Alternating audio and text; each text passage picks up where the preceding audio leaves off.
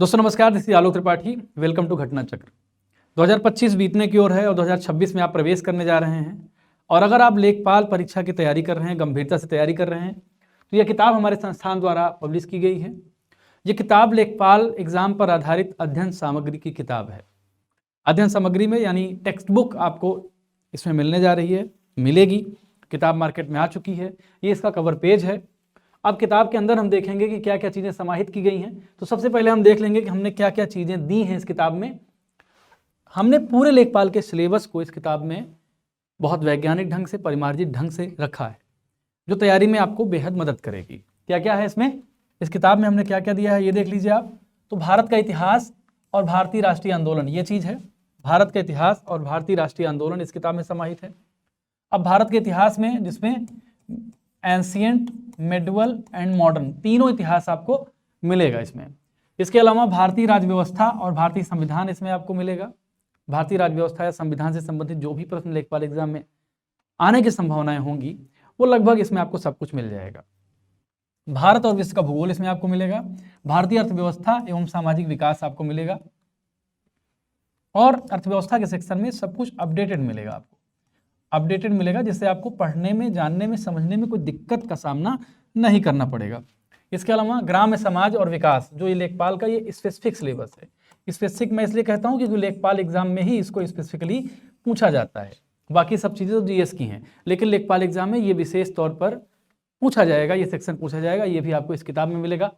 राष्ट्रीय और अंतर्राष्ट्रीय महत्व की समसामयिक घटनाएं मिलेंगी, जो करंट अफेयर्स घटनाएं होंगी, जो करंट अफेयर्स से रिलेटेड क्वेश्चंस पूछेगा एग्जाम में, वो भी आपको इसमें मिल जाएगा। इसके अलावा विज्ञान और प्रौद्योगिकी का सेक्शन है। पर्यावरण, पारिस्थितिकी और आपदा प्रबंधन का सेक्शन है। डाटा इंटरप्रिटेशन और सामान्य हिंदी आपको इसमें मिलेगी। सामान्य हिंदी और डाटा इंटरप्रिटेशन, ये चीज़ें भी आपको मिलेंगी। कंप्यूटर एवं सूचना प्रौद्योगिकी की अवधारणाएं, ये भी आपको मिलेंगी। एवं इस क्षेत्र में समसामयिक प्रौद्योगिकी विकास भी आपको मिलेगा, यानी जो भी प्रौद्योगिकी विकास इस क्षेत्र में हो रहा है, कंप्यूटर में, इंफॉर्मेशन टेक्नोलॉजी में जो डेवलपमेंट नया हो रहा है, वो सब कुछ आपको इसमें मिलेगा। और उत्तर प्रदेश राज्य से संबंधित सामान्य जानकारी आपको मिलेगी, जो लेखपाल एग्जाम में पूछेगा भी, ये भी इस चीज़ में आपको इस किताब में मिल जाएगी। अब किताब के अंदर चलेंगे, पहले तो ये देख लीजिए। बुक में जो लेखपाल की हमारी किताब है, ये मार्गदर्शिका और अध्ययन सामग्री। अगर इस किताब की बुक वीडियो, अगर आपको वीडियो चाहिए एवं पीडीएफ चाहिए, तो 49 रुपये में आप यहाँ से स्कैन कर सकते हैं। आप हार्ड कॉपी जब खरीदेंगे तो 49 रुपये में आपको 49 रुपये में इस किताब से संबंधित वीडियो और पीडीएफ भी मिल जाएगा। इससे आपको और भी आसानी होगी चीज़ों को समझने में, तथ्यों को याद करने में, और दिक्कत नहीं आएगी। ये चीज़ आपको मिल जाएगी। इस किताब का मूल्य 325 रुपये है, जो कि एमआरपी है। मूल्य 325 रुपये है, जो मार्केट में 325 रुपये एमआरपी के साथ किताब जा रही है। कुछ कम में आपको ये किताब मिल जाएगी। इसके अलावा अब अनुक्रमणिका में अगर हम देखें तो भाग 1 जो है, भाग 1 में हमने क्या किया है, भाग 1 में जीएस को रखा है, जिसमें भारत का इतिहास, भारतीय राष्ट्रीय आंदोलन, भारतीय राज्य व्यवस्था और संविधान, भारत एवं विश्व का भूगोल, भारतीय अर्थव्यवस्था, सामाजिक विकास, ग्राम्य समाज विकास, राष्ट्रीय अंतर्राष्ट्रीय घटनाएं, विज्ञान प्रौद्योगिकी, पर्यावरण, डेटा इंटरप्रिटेशन और सामान्य हिंदी। भाग 2 में कंप्यूटर और सूचना प्रौद्योगिकी, इस क्षेत्र में समसामयिक प्रौद्योगिकी विकास और नवाचार का ज्ञान। ये सारी चीजें सिलेबस के हिसाब से ही हैं। और उसके बाद सबसे अंतिम में क्या है, उत्तर प्रदेश राज्य से संबंधित सामान्य जानकारी। 448 पेज की किताब है, 448 पेज की किताब है। अगर हम कंटेंट की बात करेंगे तो कंटेंट में आपको मैं कंटेंट दिखा देता हूं कि हमारे किताब में कंटेंट को किस तरह रखा गया है, कैसे रखा गया है। इसके बारे में जानने के लिए थोड़ा सा कंटेंट पर मैं प्रकाश डालता हूं। जब प्राचीन भारत के इतिहास की हम चर्चा करते हैं, की बात करते हैं, तो प्राचीन भारतीय इतिहास की विशद सामग्री को समझने योग्य के लिए इतिहासकारों ने इसको 3 भागों में बांटा है। कितने भागों में? 3 भागों में। प्रागैतिहासिक काल, आद्य ऐतिहासिक काल, ऐतिहासिक काल, 3 भागों में विद्वानों ने बांटा है। प्रागैतिहासिक काल में है, इस काल का इतिहास पूर्णतः पुरातात्विक साक्ष्य से ही प्राप्त होता है, क्योंकि इस काल में कोई लिखित साक्ष्य उपलब्ध नहीं है, यानी लिखित साक्ष्य का अभाव होता है। प्रागैतिहासिक काल में लिखित साक्ष्य का अभाव होता है। लिखित साक्ष्य आपको इसमें नहीं मिलेगा, लिखित साक्ष्य नहीं मिलेगा। अगर लिखित साक्ष्य नहीं मिलेगा तो आर्कियोलॉजिकल जो साक्ष्य होंगे, पुरातात्विक साक्ष्य होंगे, उन्हीं साक्ष्यों के आधार पर इतिहास का पता लगाया जाता है। ये प्रागैतिहासिक काल में होता है। और उसके बाद किताब में आगे बात की गई है, मानव सभ्यता के इस प्रारंभिक काल को सुविधानुसार 3 भागों में बांटा जाता है। 3 भागों में प्रागैतिहासिक काल को बांटा जाता है। इसमें पूरा पाषाण काल, मध्य पाषाण काल और नवपाषाण काल से संबंधित विभाजन है।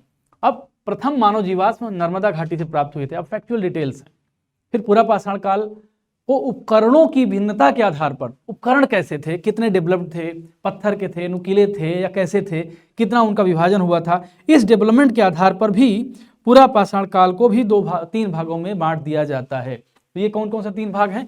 पूर्व पूरा पाषाण काल, मध्य पूरा पाषाण काल और उच्च या उच्चतर पूरा पाषाण काल। ये चीज देखिए, इस तरह से डेवलपमेंट, मतलब आपको बहुत सरल तरीके से, सहज तरीके से किताब में चीजों को प्रेजेंट किया गया है। तो सबसे पहले चैप्टर ये मिलेगा, फिर आपको ताम्र पाषाण काल पे आप आ जाएंगे। ताम्र पाषाण काल पे आने के बाद फिर आपको देखिए ये, फिर आपको वैदिक सभ्यता मिल जाएगी। ताम्र पाषाण काल में ही सिंधु घाटी सभ्यता का जिक्र मिलेगा आपको अलग अलग जगहों पे, तो ये चीज मिल जाएगी। फिर वैदिक काल पे आप आ जाएंगे, वैदिक सभ्यता पे आ जाएंगे, तो वैदिक सभ्यता का विस्तार यहाँ पे आपको देखने को मिल जाएगा। और ये बॉक्सेज तथा जहाँ इंपॉर्टेंट लगा है वहाँ बॉक्सेज का भी इस्तेमाल किताब में किया गया है, जो ये जाहिर करता है कि ये मोस्ट इंपॉर्टेंट अध्ययन सामग्री है, मोस्ट इंपॉर्टेंट फैक्ट हैं जो एग्जाम में पूछे जा सकते हैं।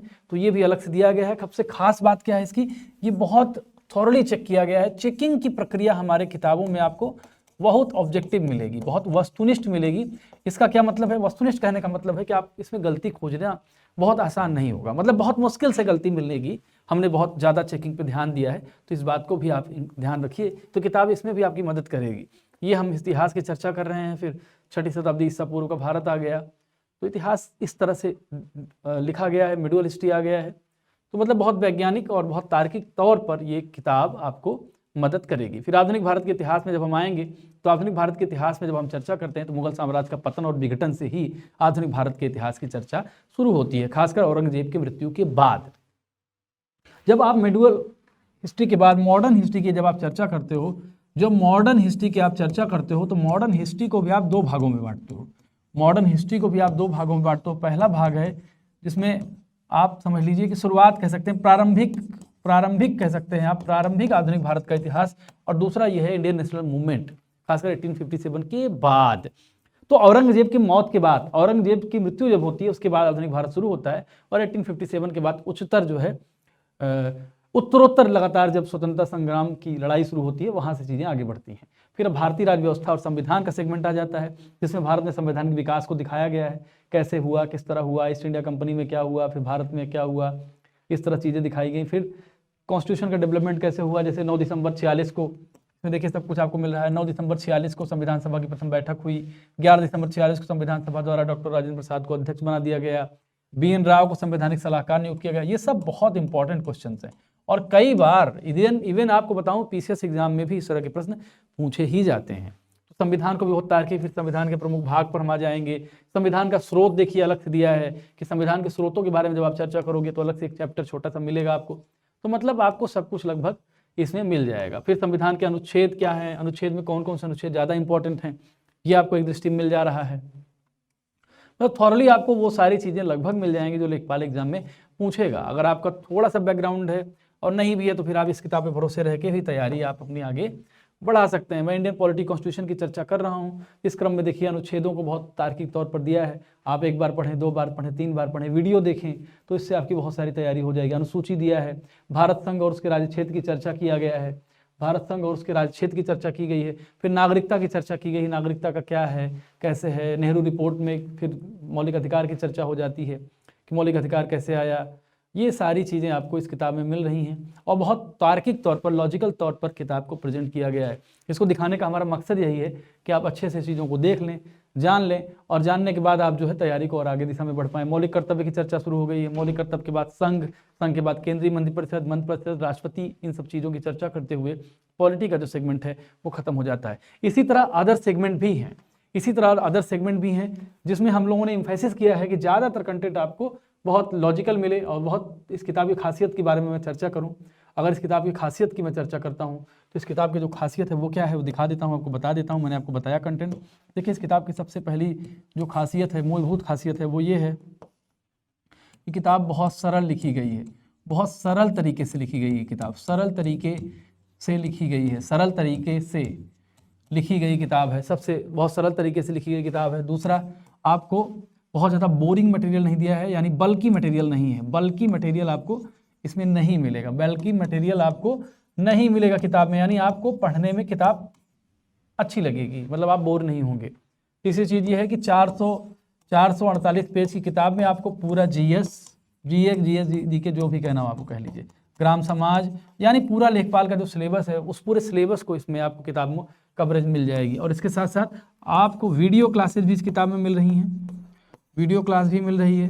वीडियो क्लास के साथ साथ आपको पीडीएफ भी किताब की मिल जाएगी, आप स्कैन करेंगे पहले पेज पर। तो इस किताब का हमारा पूरा उद्देश्य ही यही है, जब इस किताब का निर्माण किया जा रहा था तो इस बात को ध्यान में रखा जा रहा था कि हम इस बात को ध्यान में रख रहे थे कि हम पूरे सिलेबस के हिसाब से ही किताब बनाएंगे, जैसा सिलेबस वैसी किताब। अगर हम इंडेक्स की चर्चा करते हैं, जैसे मैं आपको इंडेक्स दिखाऊंगा, इंडेक्स में इस बात पर सबसे ज़्यादा जोर था कि हमारी किताब का पूरा डिजाइन, हमारी किताब का पूरा प्रेजेंटेशन जो हो, वो प्रेजेंटेशन उसमें खास तौर पर ये बात हो कि उसी तरह लिखा हो, उसी तरह दिया हो जिस तरह से सिलेबस में दिया है।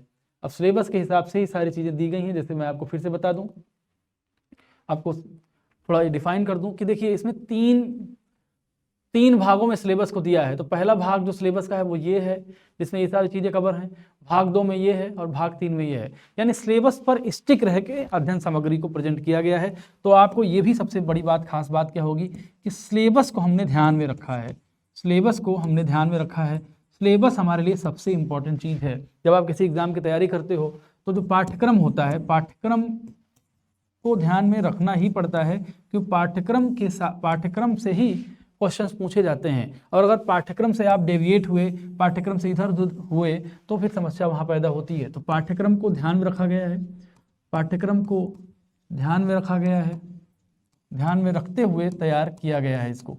पाठ्यक्रम को ध्यान में रखते हुए इस किताब को तैयार किया गया है, इस बुक को डिज़ाइन किया गया है। तो this book will be very beneficial for you. अगर आप इसको खरीदते हैं और इसको पढ़ते हैं, बार बार पढ़ते हैं, तो और भी ज़्यादा लाभदायक किताब होगी। तो फिलहाल इतना ही। आप इस किताब को परचेज करिए और कमेंट बॉक्स में अगर आपकी कोई असंतुष्टि होती है, कोई असहमति होती है, कोई पॉजिटिव कमेंट भी होता है तो आप कर सकते हैं। नमस्कार।